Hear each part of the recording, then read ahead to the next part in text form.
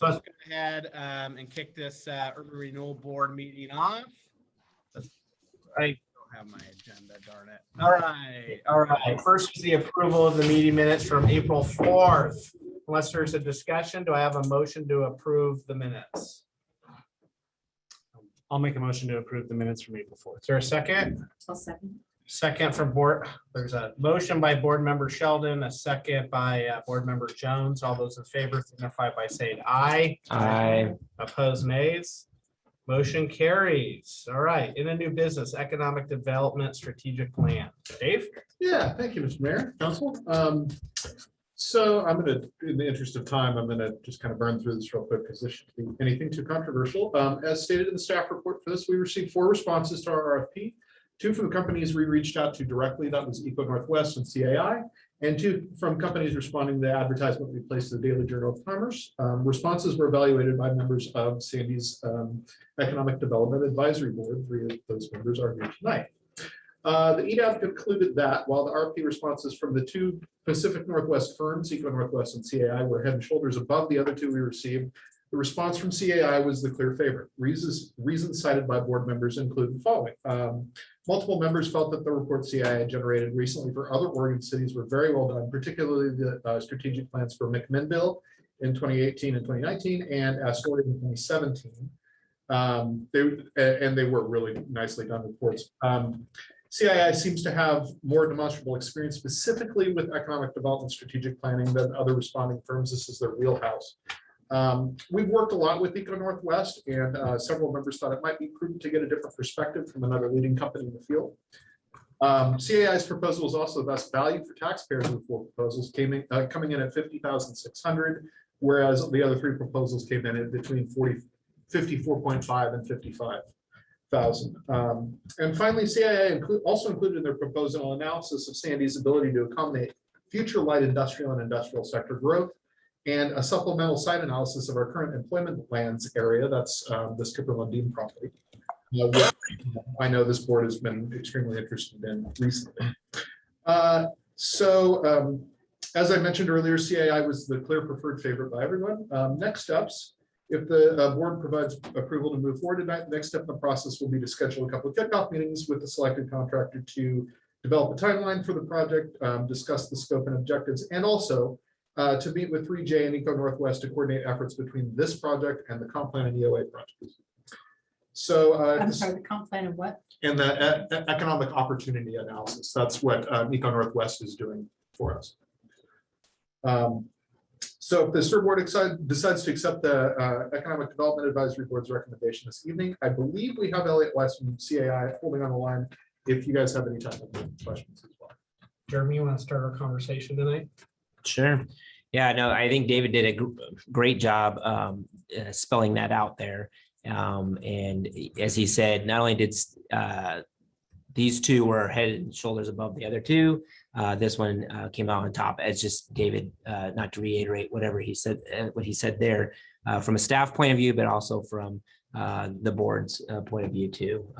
When he talks about Eco Northwest, and now we've had a lot of stuff, we have a lot of back history with Eco Northwest, and they're doing the EOA as well. And so to have that other side of it, we felt was very valuable in the process of doing that. So yeah, yeah. Great. I mean, you see the recommendation there. I think it looks great. Discussion questions, Kathleen. So, this is going to include a SWOT analysis and a bunch of other stuff, and I'm kind of confused now that we're doing an economic opportunity plan.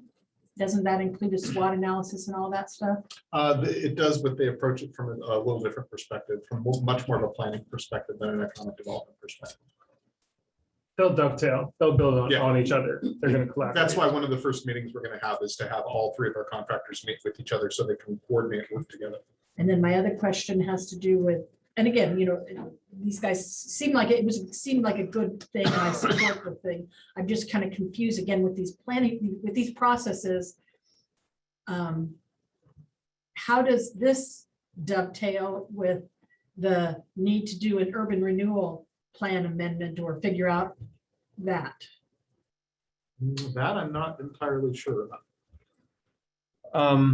The economic development strategy, some of the actions I can see that come out of this process may feed into an urban renewal plan as we look at our plan and want to prioritize projects. If there's like, the strategy comes out with like making more public investments in infrastructure at this parcel or something, something to that effect. But the urban renewal, what we've been talking about with that, is more of looking at our existing budget, looking at our funding plan over the life of our urban renewal plan, right? For the next 20 years, when we have new debt coming on, what do we want to hold that debt, and reserve it for? What kind of projects do we want to fund with that? The strategy is more than just spending money. It's, how does Dave use his time, what kind of recruitment strategies, what kind of businesses we want to attract here. Where we focus our efforts. Yeah, it's much bigger in a vision and a plan as opposed to just looking at what do we do with our urban renewal fund and what, projects get us the biggest bang for the buck within that plan. So do either of those things, it sounds like we're not doing the urban renewal plan in the near future, but this We are. this tendency to kind of make decisions or make, move on things that just kind of come up. I'll just use the word squirrel for it. How does either an urban renewal plan or this plan help, reduce the likelihood that that's how we move on things around here? Oh, well, both will help us be more deliberate in our work so that we do stay focused and don't necessarily get the squirrels. There will always be squirrels. It sounds funny using that as a metaphor, but the very nature of a renewal, we can be deliberate. We can, identify projects that we want to do. And this year we want to build a plaza there. We want to build parking there. But it provides this opportunity to have this tax increment financing as an incentive so that when we do have a hotel come knocking at our door, like, oh yeah, that's in our plan. We've been waiting for a hotel. We can incentivize that. And so you always want a little bit of flexibility, and that's what we will come back with our urban renewal plan, is how to build in that flexibility over time without taking away from, the board's ability to actually target, significant projects, investments that you want to do and when you want to do it. Thank you. All right, further questions, discussion? If not, I can also entertain a motion.